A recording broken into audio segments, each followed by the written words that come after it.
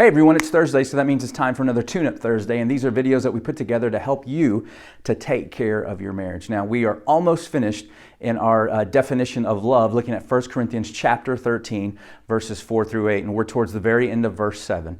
And Paul is talking about what love is, and the love that he's talking about is the love that God has for us, and it's the love that God calls us to have for others. And in our context here, we're looking at this through the lens of marriage. So this is the type of love that we should have for our spouses. And so in this part, Paul is telling us that love hopes all things.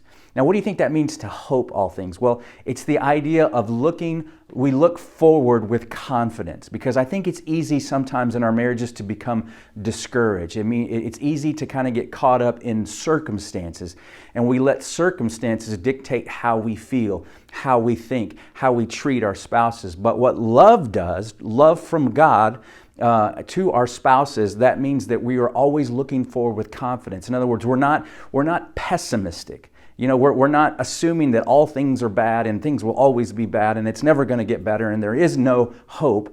But God says that love hopes all things, and so we don't have a critical spirit. We're not quick to point out all the negative things and how our spouse is not what we think they should be. But hope says, you know what, I'm looking forward with confidence. In other words, I'm looking for the good in my spouse, and I'm looking for the good in our marriage, because it's not all bad. It wasn't all bad. It's not all bad. Now, I realize there are extremes, right?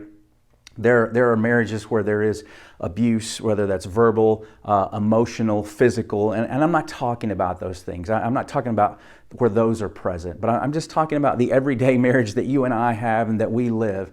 We are looking for the good, because there is good in our marriages. We love each other, and so what that love should do, it should cause us to look at our spouses with hope, with confidence. Because here's the thing, hope is never focused on self. Because if I focus on myself, then I'm focusing on something that's flawed. I'm focusing on something that's not powerful. I'm focusing on something that's limited.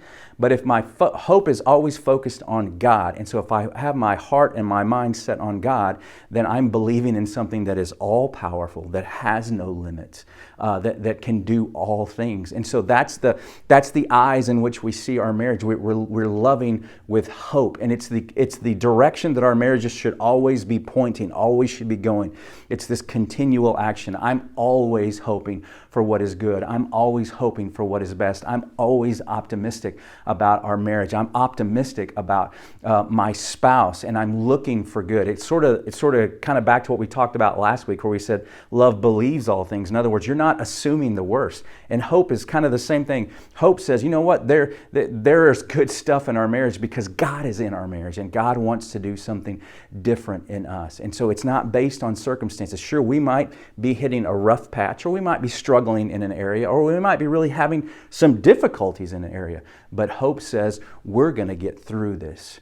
And hope says that we're going to get through this together with God's power and with our focus on Him and our focus on one another. So my challenge to you this week is to hope in all things, because that's what love is, and that's what God calls us to do, and that's how He calls us to love our spouses. All right? Do me a favor. Like this video, share this video. Feel free to share your comments or your thoughts or questions. Are there any questions that are left? I'll be glad to answer those. And as always, please, please, please take care of your marriage.